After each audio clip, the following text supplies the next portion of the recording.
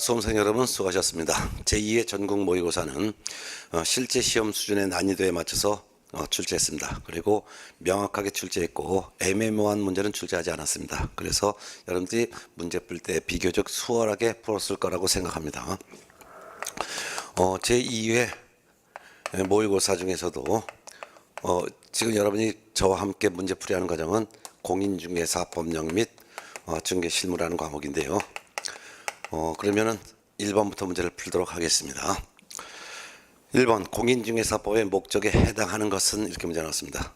그러면 공인중개사법의 목적이 머릿속에 쭉 떠 있어야죠. 그럼 공인중개사법의 목적은 공인중개사의 업무에 관한 사항을 규정한 겁니다. 그래서 공인중개사의 전문성을 제고하고 그 다음에 부동산 중개업을 건전하게 육성하여 그 다음에 국민 경제에 이바지하기 위해서 이 법이 제정이 된 거죠. 그러면 정확하게 토시 하나 틀리지 않도록 정확하게 알아두셔야 되는데 주의할 것은 공인중개사법은 공인중개사의 업무에 관한 사항을 정한 거기 때문에 공인중개사의 전문성을 제고하는 것이지 개업 공인중개사의 전문성을 제고한다 하면 틀리다는 것을 유념하시고 중개업을 건전하게 육성하는 것이지 중개업을 규율한다든가 규제한다든가 이런 말이 나면 틀린다는 거. 국민경제 이바지한다라는 거, 국민경제 이바지함인지 국민의 재산권 보호에 이바지한다 하면 틀리다는 거, 이런 것들을 주의하셔야 될 것입니다. 그러면 1번 개업 공인중개사의 전문성 제고, 개업 공인사라는 말은 등장하지 않습니다. 공인중개사의 전문성 제고죠. 2번 부동산 중개업의 적절한 규율 들었습니다. 중개업의 건전한 육성이지 규율하면 틀리는 거죠.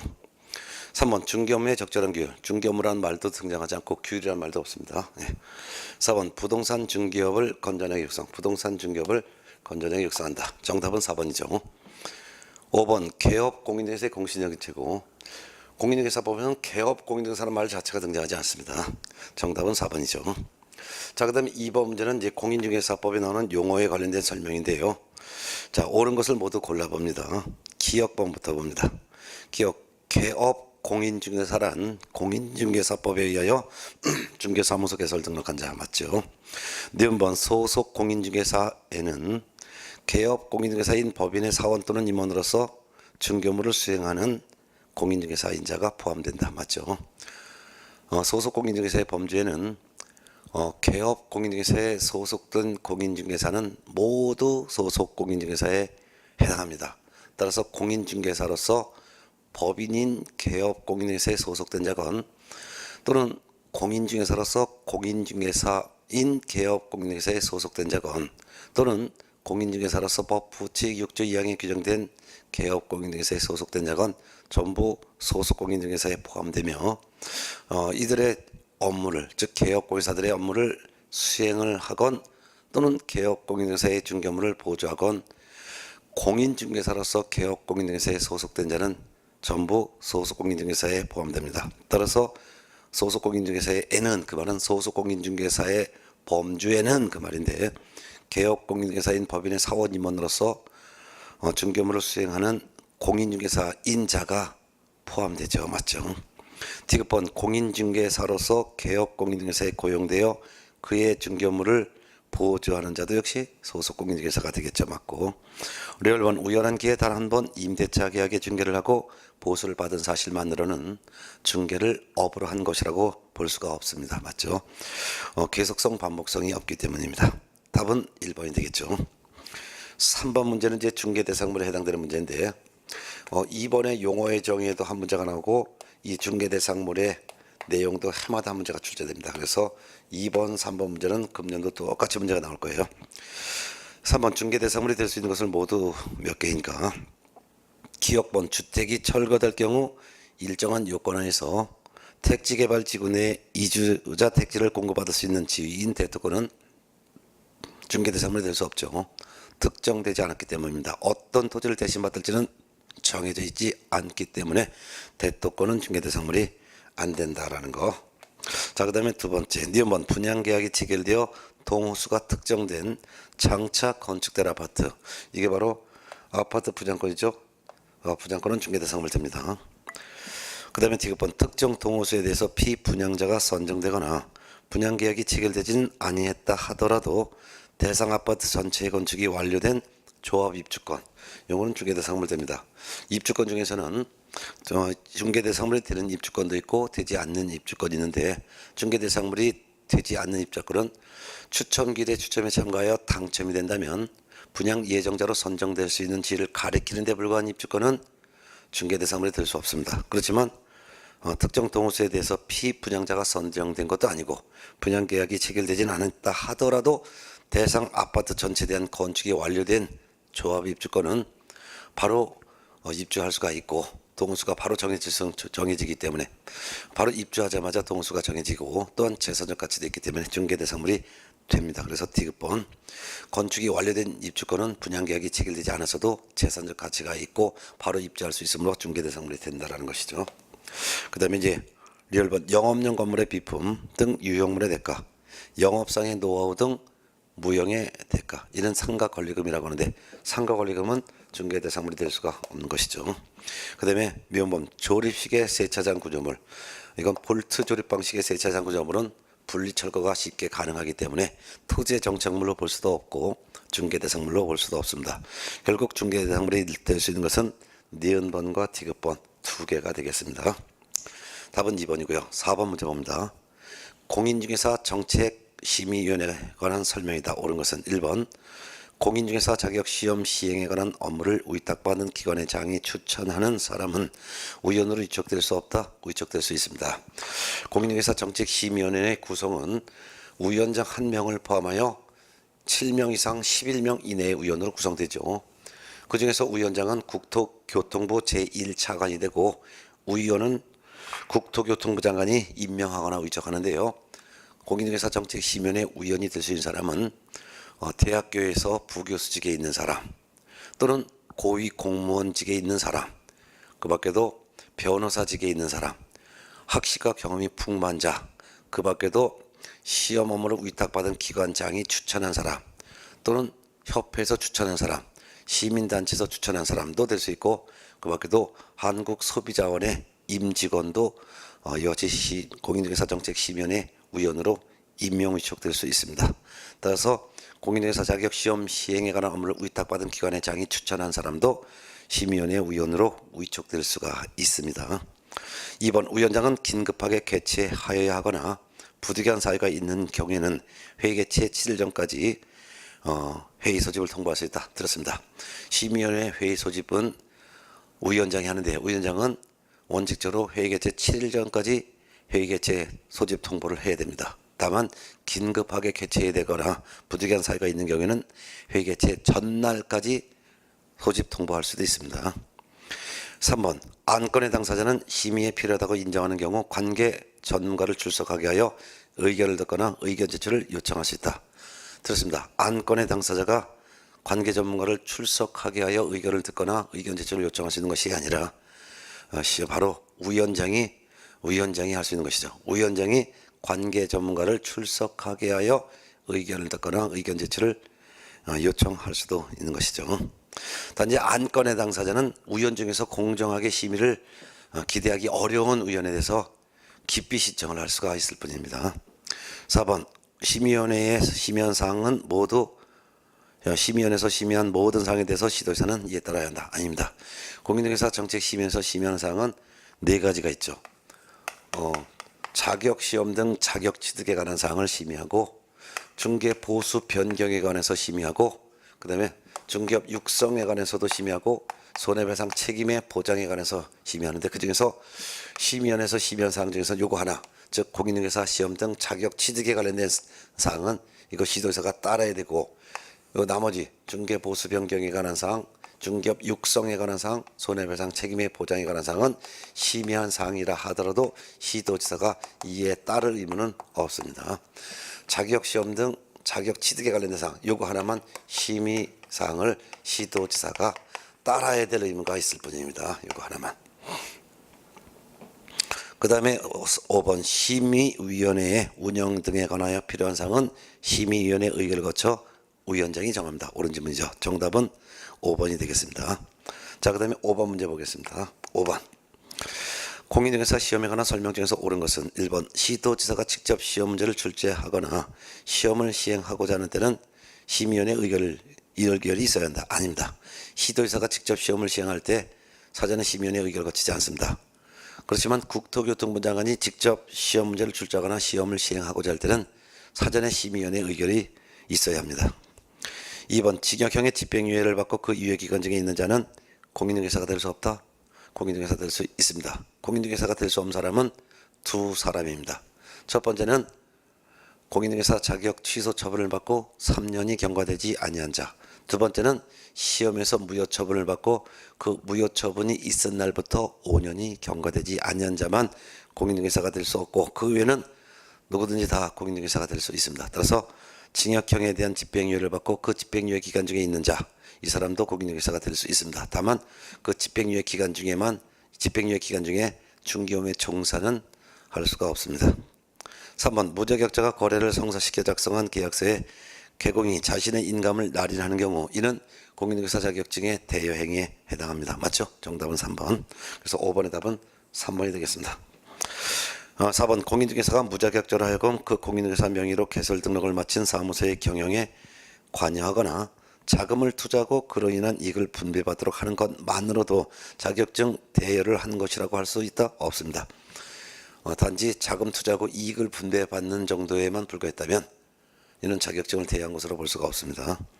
5번 무자격자가 자신의 명함에 땡땡 부동산 유수 대표 또는 땡땡 부동산 카페 대표라는 명칭을 기재하여 사용하였더라도 이를 공인중개사와 유사한 명칭을 사용한 것이라고 볼 수가 없다?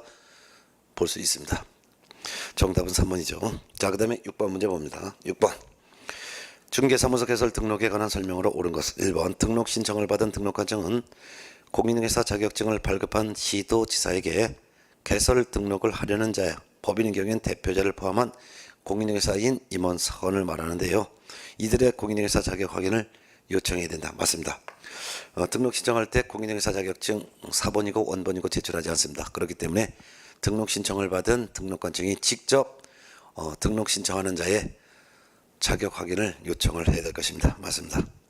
2번 중개사무소 개설 등록을 신청하는 때 인장 등록 신고를 같이 해야 한다. 같이 할 수는 있어도 같이 할 의무는 없습니다. 3번 등록을 신청하는 때 자격증 4번 제출해야 한다. 제출하지 않습니다.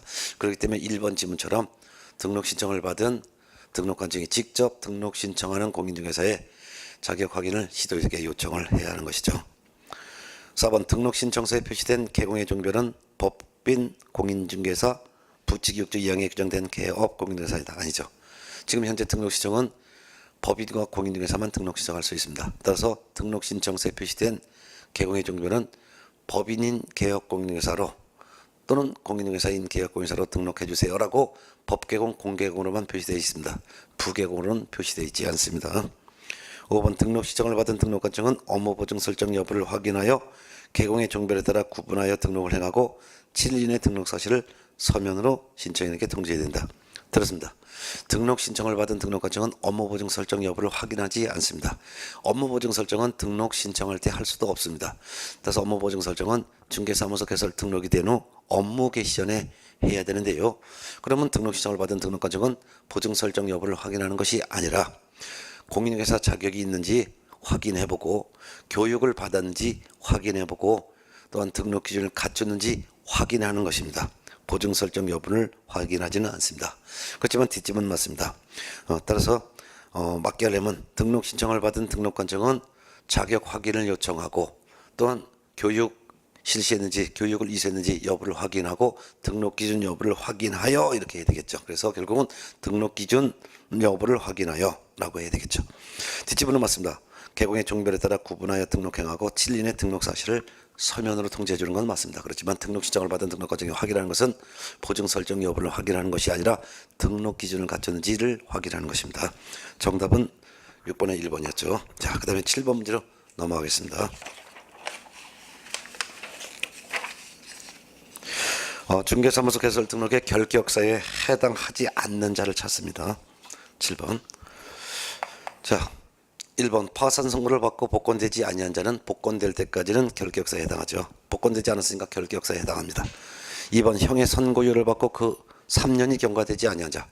선고유예는 형 선고 자체를 받은 적이 없는 자입니다. 따라서 결격사에 해당하지 않습니다. 정답은 2번. 그 다음에 이제 3번 질문. 만 19세에 달하지 아니한 자, 미성년자죠. 결격사에 해당합니다. 4번 공인중개사법을 위반하여 300만 원 이상의 벌금형을 선고받고 3년이 경과되지 아니한 자. 이 법 즉 공인중개사법 위반으로 300만 원의 벌금형을 선고받으면 3년간 결격사에 해당합니다. 아직 3년이 경과되지 아니했으니 결격사에 해당되는 거죠. 결격사에 해당합니다. 5번 금고 이상 실형에 선고받고 집행이 종료되거나 집행이 면제된 날로부터 3년이 경과되지 아니한 자. 역시 결격사에 해당되는 거죠. 7번의 답은 2번이었습니다. 8번 문제는 이제 고용인에 해당되는 건데요. 이 고용인에 대해서도 방금 전에 봤던 결격사에도 매년 나오지만 고용인도 매년 나옵니다. 개공의 고용인에 관한 설명이다. 틀린 것은 1번 고용인의 업무상 행위는 그를 고용한 개공 행위로 본다. 맞죠? 2번 고용인의 업무상 고의 또는 과실 없이 발생한 손해에 대해서 개공은 책임을 부담하지 않습니다. 맞습니다. 3번 개공이 개업 공인에서 중개업무상 고의 과실로 거래 당사자에게 재산상 손해를 발생시키면 고용인도 함께 책임진다? 아닙니다. 개업 공인중개사가 중개업무를 잘못했으니 개업 공인중개사만 책임지고 고용인은 함께 책임지지 않습니다. 정답은 3번이 되겠죠. 4번 고용인의 업무상 고의로 발생한 손해를 보증보험회사가 배상한 경우 보증보험회사는 개공에게 구상권을 행사할 수가 있습니다. 맞죠? 5번 고용인의 고의 또는 과실로 발생한 손해를 개업공인중개사가 배상한 경우 개업공인중개사는 고용인에게 구상권을 행사할 수가 있습니다. 맞죠? 네. 결국 보증기관이 고용인의 업무상 잘못된 손해도 보증기관이 배상하고 개공에게 구상권 행사하고 개공은 또 고용인에게 또 구상권이 행사가 된다 그 말입니다. 정답은 3번이죠. 자, 그다음에 이제 9번 문제 보겠습니다. 9번 문제는 이제 법인 개업공인사가 할 수 있는 업무를 모두 고르면 몇 개냐 했는데요. 법개공의 업무 범위도 매년 시험 나오죠. 법개공의 업무 범위는 부동산 중개업을 본업으로 하면서 그 외에 겸업을 할 수 있는데 겸업은 6가지만 할 수 있죠. 상가나 주택에 대한 관리 대행 할 수 있고 부동산의 이용 개발에 관한 부동산의 이용 개발 거래에 관한 상담을 할 수 있고 개업 공인중개사를 대상으로 한 중개업의 경영 기법 및 경영의 정보 제공할 수 있고 상가나 주택에 대한 분양을 대행할 수 있으며 중개업에 부수되는 업무로서 이사업체를 소개하거나 도배업체를 소개해주는 일을 할 수 있고 경매 및 공매 대상 부동산에 대해서 권리 분석, 취득알선, 매수 신청 또는 입찰 신청의 대리를 할 수 있습니다. 자, 그러면 기업번 중개업 당연히 본업으로서 할 수 있죠. 2번 부동산 개발에 대한 상담할 수 있죠. 그 다음에 디귿번 개업 공인중개사를 대상으로 한 중개업의 경영 기법 및 경영의 정보 제공할 수 있죠. 그 다음에 리얼번 경매 및 공매 대상 부동산에 대한 권리 분석, 취득의 알선할 수 있고 면번 경매 및 공매 대상 부동산에 대한 매수 신청 또는 입찰 신청의 대리도 할 수 있죠. 결국 기역, 니은, 디귿, 리얼, 면 다 해당되고 정답은 다 해당되니까 5번이 되겠습니다. 5개. 10번 문제 보겠습니다. 중개사무소에 관한 설명 중에서 옳은 것은 자 1번 다른 개업 공인중개사와 중개사무소를 공동으로 사용하는 공인중개사인 개업공인중개사는 등록관청 관할구역 외의 지역에 한 개의 사무소를 추가로 설치할 수 있다. 없습니다. 법개공은 주된 사무소에 분사무소를 둘 수 있으나 공개공과 부개공은 중개사무소를 둘 이상 둘 수 없습니다. 또한 공개공, 부개공은 설령 다른 개업공인중개사와 중개사무소를 공동으로 사용하더라도 그 공동으로 사용하는 사무소 외에 추가로 더 둘 수는 없습니다. 자, 2번 중개법인의 분사무소에는 최소 1명 이상의 소공을 둬야 된다. 들었습니다. 분사무소에는 공인중개사를 책임자로 둬야 합니다. 그 외에 별도로 소속 공인중개사나 중개보존을 추가로 둘 의무는 없습니다. 3번 중개법인이 분사무소를 설치하는 경우 분사무소 소재지 시군구청장에게 신고해야 된다. 아닙니다. 주된 사무소 소재지 시군구청장에게 분사무소 설치 신고해야 합니다. 4번 중개법인의 분사무소 책임자는 실무수습을 포함하여 실무교육을 받아야 한다. 맞습니다. 정답은 4번이죠. 네. 5번 중개법인의 분사무소에는 공인중개사를 책임자로 두지 중개법인의 분사무소에는 공인중개사를 책임자로 두지 않아도 된다. 들었습니다. 두어야 됩니다. 중개법인 하면 법인인 개업공인중개사를 말하는데요. 법인인 개업공인중개사의 분사무소에는 공인중개사를 책임자로 둬야 합니다. 다만 다른 법률 규정에 따라 중개업을 할 수 있는 법인의 경우에는 공인중개사를 책임자로 두지 않아도 됩니다. 정답은 4번이죠. 자, 그 다음에 11번 문제는 사무소의 명칭과 5개 광고물의 성명 표기에 관한 설명인데요. 옳은 거 찾아봅니다. 1번 공인중개사인 개업공인중개사는 그 사무소 명칭에 공인중개사 사무소라는 문자를 사용해야 된다. 들었습니다. 공인중개사 사무소라는 문자를 사용해도 되지만 그렇지 않고 부동산 중개라는 문자를 사용해도 됩니다. 따라서 맞게 하려면 공인중개사인 개업공인중개사는 그 사무소 명칭에 공인중개사 사무소 또는 부동산 중개라는 문자를 사용하여야 한다 라고 해야지만 맞습니다. 2번 법부 제6조 2항에 따른 개업공인중개사가 그 사무소 명칭에 공인중개사 사무소라는 문자를 사용하면 1년 이하의 징역 또는 1천만 원 이하의 벌금에 처해진다? 아닙니다. 100만 원 이하의 과태료에 처해집니다. 공인중개사인 개업공인중개사와 법인인 개업공인중개사는 사무소 명칭에 공인중개사 사무소 또는 부동산 중개라는 문자를 사용해야 되고 이를 위반하면 100만 원 이하의 과태료에 처해집니다. 또한 법부 제6조 2항에 규정된 개업공인중개사는 사무소 명칭에 공인중개사 사무소라는 문자를 사용하여서는 아니 되고 부동산 중개라는 문자를 사용해야 됩니다. 이를 위반하면 역시 100만 원 이하의 과태료에 처해집니다. 3번 질문 개업 공인중개사가 아닌 자는 부동산 중개와 유사한 명칭을 사용할 수 있다? 사용할 수 없습니다. 개업 공인중개사가 아닌 자는 공인중개사 사무소라는 명칭이나 부동산 중개라는 명칭이나 이와 유사한 명칭을 사용하지 못합니다. 사용하여서는 아니 되기 때문입니다. 사용하게 되면 1년 이하의 징역 또는 1,000만 원 이하의 벌금형에 처해집니다. 4번 법인인 개업공인중개사의 분사무소에 5개 광고문을 설치하는 경우에는 대표자의 성명을 표기해야 된다. 아닙니다. 분사무소엔 책임자의 성명을 표기해야 합니다. 5번 개업공인중개사가 가로형 간판에 성명을 표기하지 아니하거나 거짓으로 표기한 경우 등록관청이 간판 철거를 명할 수 있다. 맞습니다. 정답은 5번이 되겠죠. 예. 자, 12번 문제 봅니다. 인장 등록에 관한 설명이다. 옳은 것은 1번 개업공인중개사는 중개물을 개시한 후 지체 없이 중개행위에 사용할 인장을 등록해야 된다. 들었습니다. 인장 등록은 중개물을 개시하기 전에 해야 합니다. 2번 소속공인중개사의 인장 등록은 고용신고를 하는 데 같이 할 수 있다. 맞습니다.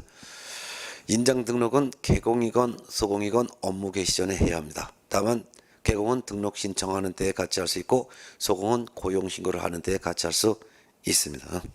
정답은 2번이죠. 3번 소속공인중개사 인장 등록 및 등록인장의 변경 등록은 전자문서로 할 수 없다. 있습니다. 인장 등록 및 등록인장의 변경 등록은 전자문서로 할 수 있습니다. 4번 개업공인중개사는 등록한 인장을 변경한 경우에는 10일 이내에 등록관청에 그 변경된 인장을 등록해야 된다. 7일입니다. 10일이 아니라 7일 이내에 변경된 인장을 등록관청에 등록해야 합니다.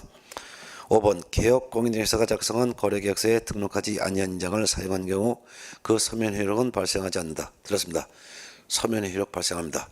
등록된 인장을 사용하지 않았다 하더라도 등록 인장 사용했건 안 했건 계약의 효력은 이미 계약 당사자 간의 의사표시의 합체로서 성립이 되었고 효력이 이미 발생되었기 때문입니다. 그래서 등록하지 않은 인장을 사용했다 하더라도 서면의 효력 발생합니다. 정답은 2번이죠. 자, 13번 문제 넘어가겠습니다. 13번 문제는 전속 중개계약에 관련된 내용인데요. 13번 문제 보겠습니다. 전속 중개계약을 체결한 개업공인중개사가 공인중개사 법상 공개해야 될 중개 대상물에 대한 정보에 해당하는 것만을 모두 고른 것은 의뢰인이 비공개를 요청하지 않은 경우입니다. 그러면 전속 중개계약을 체결한 개업공인중개사는 의뢰인이 비공개를 요청을 했다면 공개하면은 안 되고 비공개 요청이 없다면 비공개 요청이 없다면 공개를 해야 되는데, 공개는 전속중개계약 체결 후 7일 내에 공개해야 되며, 공개할 때는 부동산 거래정보망에 공개하거나 또는 일간 신문에 공개를 해야 되는데, 공개할 내용은 7가지를 공개해야 합니다. 7가지 기, 상, 지, 권, 공, 거, 시가 되는데요. 기, 중개 대상물을 특정하기 위한 기본적인 사항으로서 소재지 지번 면적, 종류. 상태인데요. 벽면 도배 상태, 수도 전기, 오수 폐수, 쓰레기 처리 등의 시설 상태. 지는 입지 조건과 환경 조건을 말하는데요. 입지 조건이라는 것은 도로 및 대중교통수단과의 연계성, 시장, 학교 등과의 근접성, 지형 등 입지 조건을 말하는 것이고, 환경 조건이란 일조량, 소음, 진동을 말합니다. 권리관계도 공개되는데 소유권, 전세권, 저당권, 임차권 등 권리관계를 공개해야 됩니다. 다만 주요한 것은 각 권리자의 주소, 성명에 대한 인적사항, 주소, 성명 등 인적사항에 관한 정보는 절대로 공개해서는 안 되는 거죠. 그 다음에 공은 공법상 이용 제한 및 거래 규제에 관한 사항 공개해야 되고, 거는 거래 예정 금액인데 거래 예정 금액도 공개해야 됩니다. 시는 공시가인데요. 이 공시가도 공개해야 됩니다. 다만 임대차에 대한 전속중개계약의 경우에는 이 공시가는 공개하지 아니할 수도 있습니다. 이와 같은 내용을 머릿속에 박아둬야죠. 그리고 공개를 했으면 공개한 후 지체 없이 공개한 내용을 의뢰인에게 문서로 통지도 또한 해줘야 될 것입니다. 네. 이런 내용을 기본적으로 잡고 있어야죠. 자, 기억번. 벽면 및 도배 상태, 수도, 전기, 소방, 열공구, 오수, 폐수, 벽면 도배, 이 상태는 전부 다 공개해야 되죠. 맞습니다. 그 다음에 니은번, 중개 대상물의 권리 관계에 관한 사항 중에서 권리자의 주소, 성명 등 인적사항에 관한 정보, 이거는 권리자의 인적사항은 절대로 공개해서는 안 되는 거죠. 디귿번, 도로 및 대중교통수단과의 연계성, 이게 바로 입지조건에 해당되는 거죠. 지. 그 다음에 리얼번, 오수, 폐수, 쓰레기, 처리 등의 시설 상태, 이거 상태죠. 공개해야 됩니다. 결국 기억, 디귿, 리을, 정답은 4번이 되겠습니다. 그래서 4번 기억, 디귿, 리을 되겠습니다. 14번 문제 보겠습니다. 14번 문제는 거래정보 사업자 지정 요건에 대한 내용인데요. 거래정보 사업자 지정 요건으로 옳은 것은 1번 정보처리기사 2명 이상 확보할 것, 아니죠. 1명 이상이죠. 2번 공인중개사 2명 이상 확보할 것, 1명 이상입니다. 1명 이상.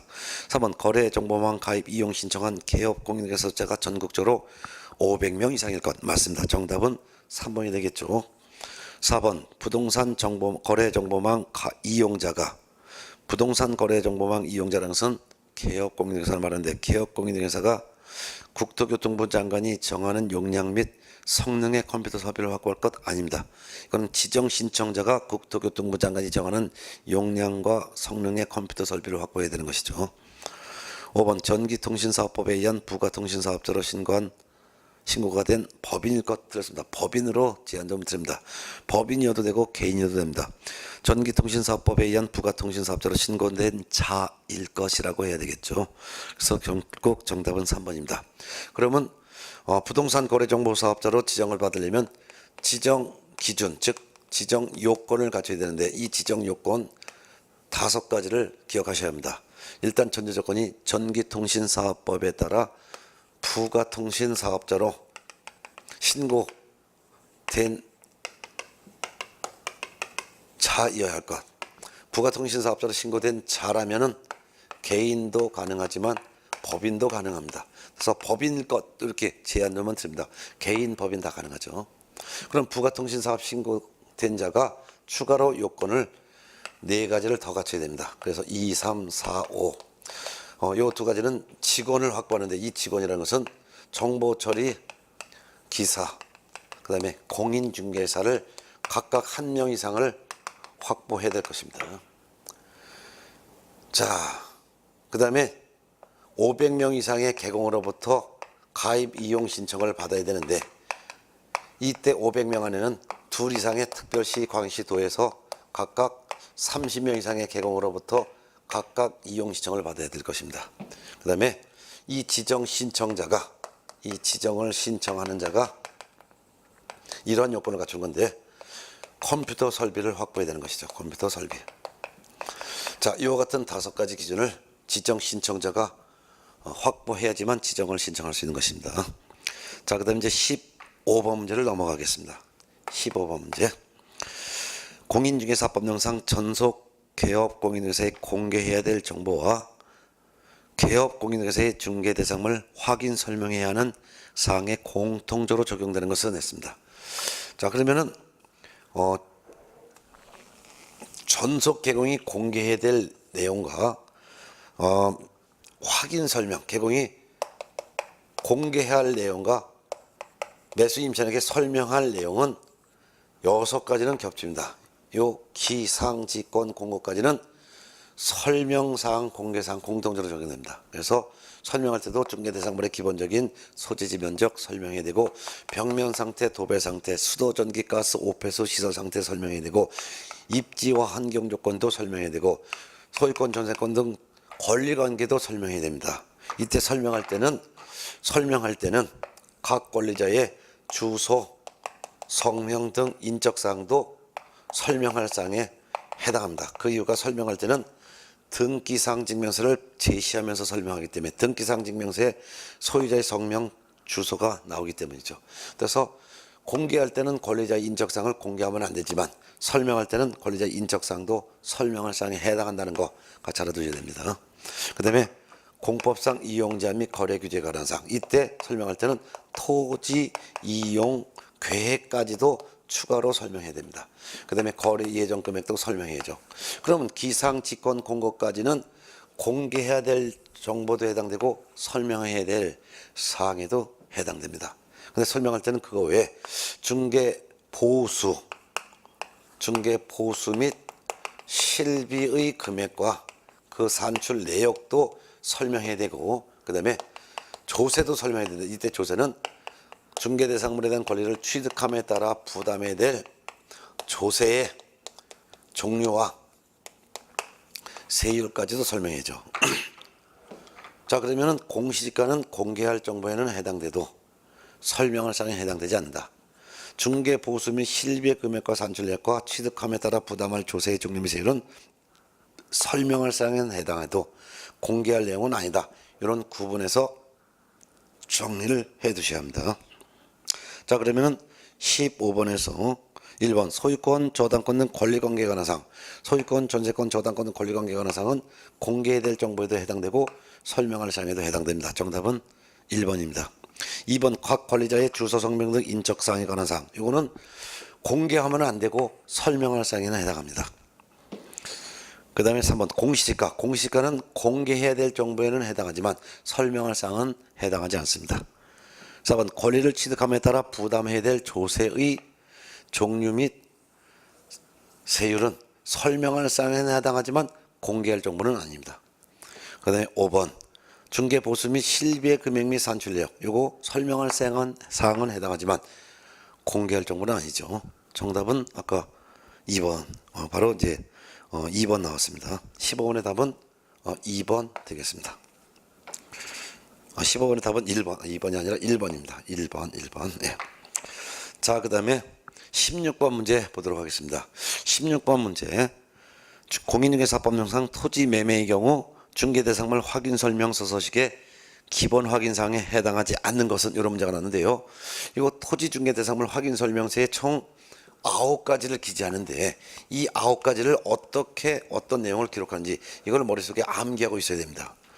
자, 그러면 16번 문제인데, 중개대상물 확인 설명서의 종류는 4종류가 있죠. 4종류.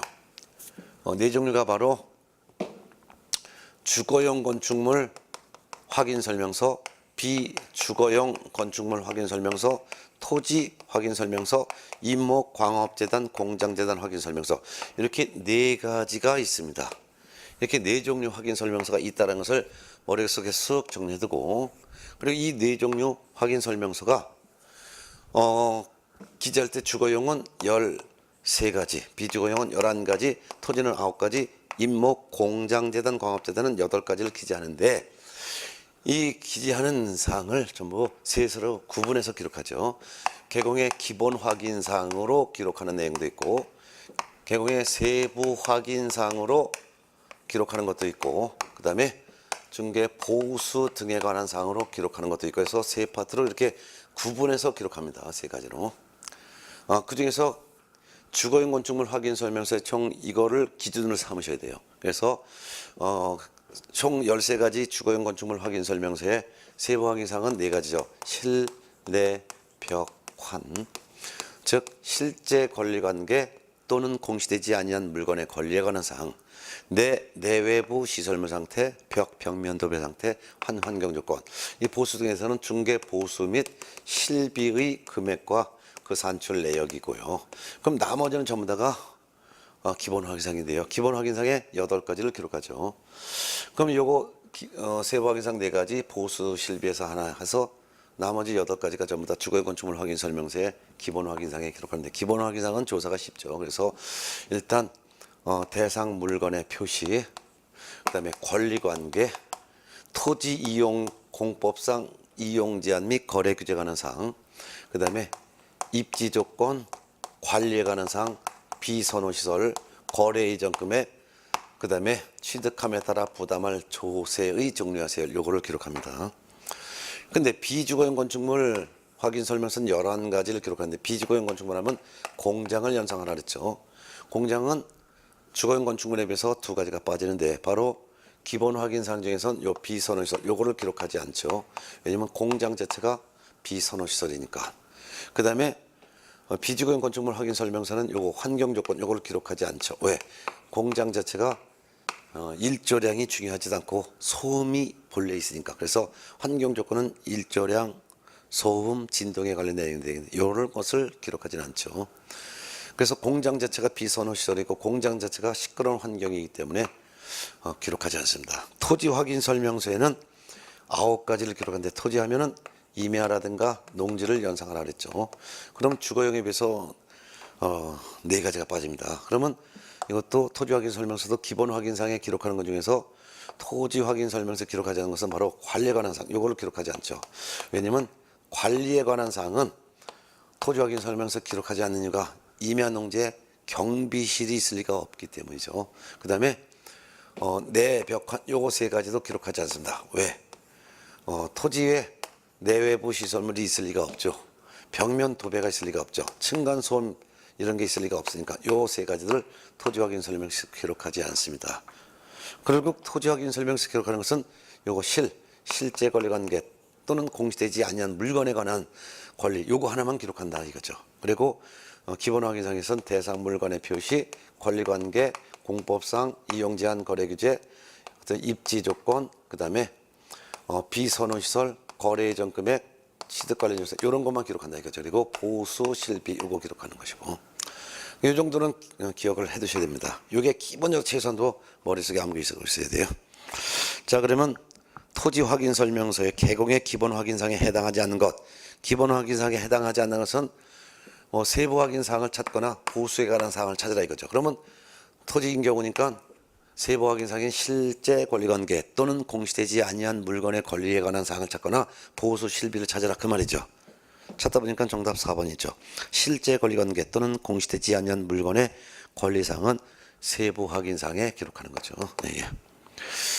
그럼 나머지는 전부 다 기본 확인사항에 해당합니다. 1번 입지 조건도 기본 확인사항, 그 다음에 거래 이전 금액도 기본 확인사항, 그 다음에 취득 시 부담할 조세 종류 및 세율도 기본 확인사항, 그 다음에 5번 비선호실도 이 기본 확인사항에 해당되는 거죠. 정답은 4번. 이거 외워두셔야 될 것입니다. 무조건 시험 나와요. 자 17번 문제 봅니다. 거래 계약세 필수 기재사항이 아닌 것. 이 거래 계약세 필수 기재사항도 반드시 암기가 돼 있어야 돼요. 그러면 매매계약서, 임대차 계약서가 바로 거래계약서인데 이 거래계약서에 반드시 필수로 기재하는 사항은 9가지 외우고 있어야 돼요. 당물, 인권, 거그서 안 쓰면 조약돌로 확 때려 뿔 거야. 이거 외우고 있어야 돼요. 당사자의 인적사항, 물건의 표시, 물건의 인도일 시 권리 이전의 내용, 거래 금액, 계약 금액, 지급일 시 지급 방법, 그 밖의 약정사항, 확인 설명서 교부일자, 계약의 조건이나 기한이 있을 땐 조건 기한, 계약일자 이거예요. 그럼 결국은 1번 계약의 조건이나 기한이 있을 땐 조건 기한, 요거 거래계약서 기재하는 사항 맞죠? 2번 물건의 인도시, 당물 인권에서 물건의 인도시. 그 다음에 3번 권리이전의 내용, 당물 인권에서 권리 이전하는 내용 맞습니다. 4번 중개대상물 확인 설명서 교부일자, 당물 인권 거기서에서 서가 바로 중개대상물 확인 설명서 교부일자 맞습니다. 5번 거래 이전 금액 들었습니다. 거래 이전 금액이 아니라 거는 거래 금액입니다. 거래 금액.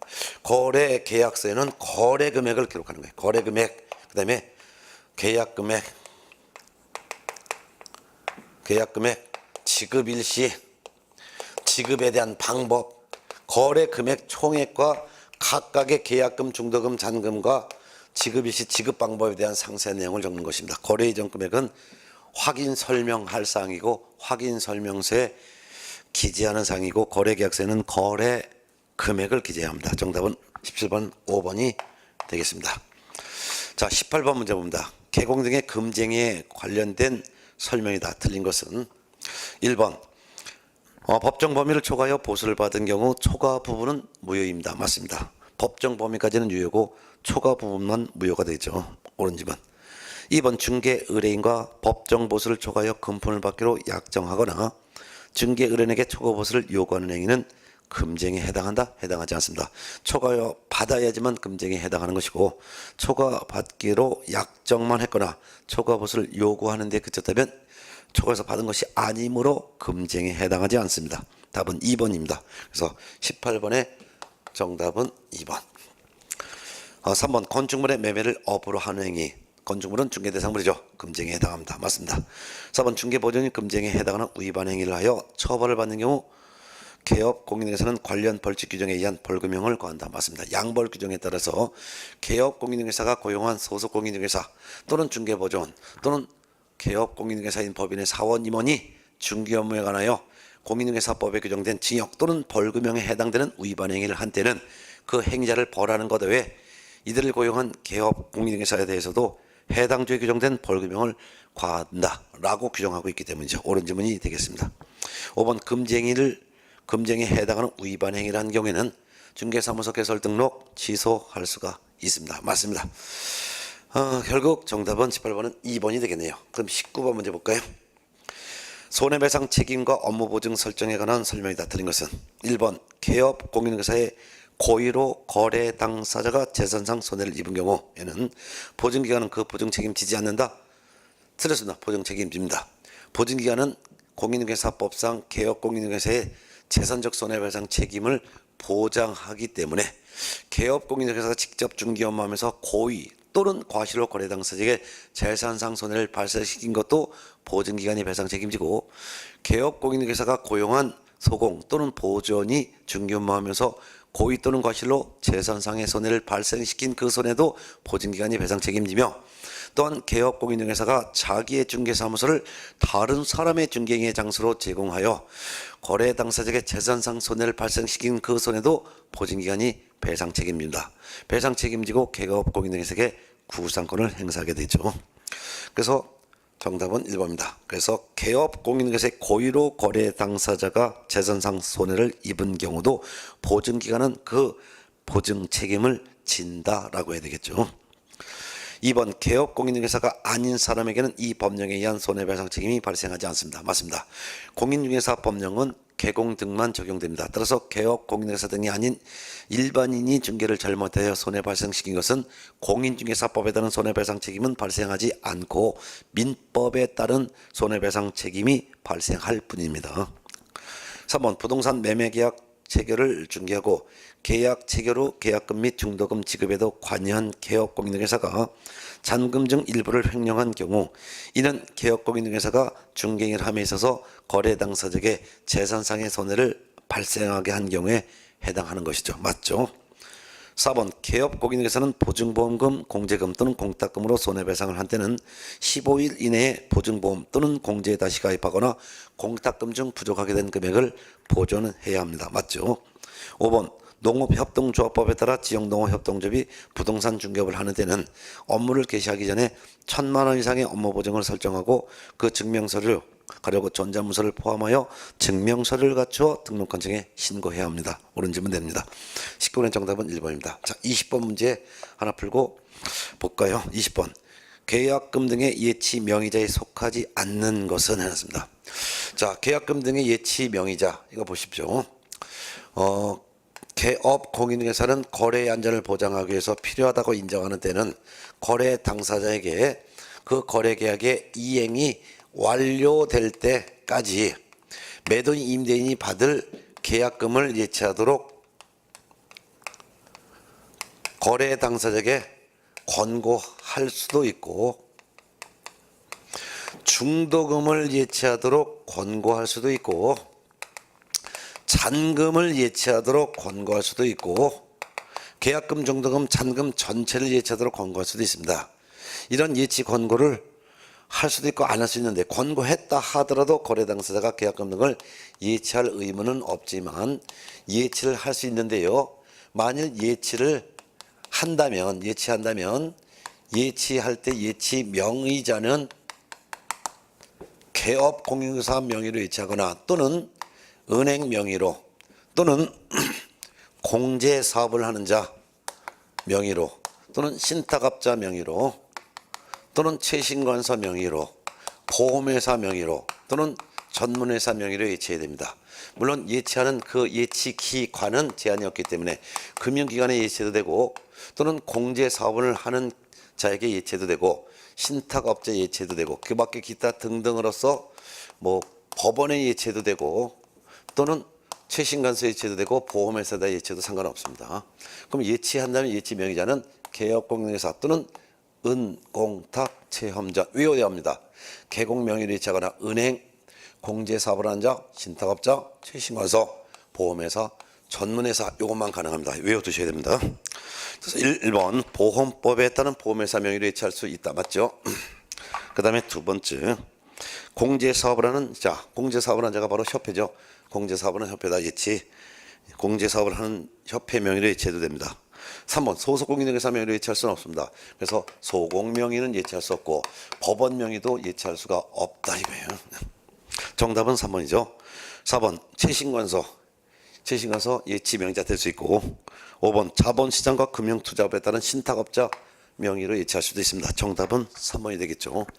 자, 이렇게 해서 이번 시간에 40문제 중에서 1번부터 20번까지 문제 풀어봤는데 좀 여러분들이 좀 기본적으로 외워둘 사항들을 좀 외워야 될 목적이 있기 때문에 제가 설명할 사항, 공개할 사항, 거래계약서 필수기재 사항, 그다음에 확인설명서에 구분해서 기재하는 사항 이런 것들을 꼭 외워둬야 될 사항들을 중점적으로 문제를 냈습니다. 그러면 이제 21번부터 잠시 다 좀 풀어보겠습니다. 예.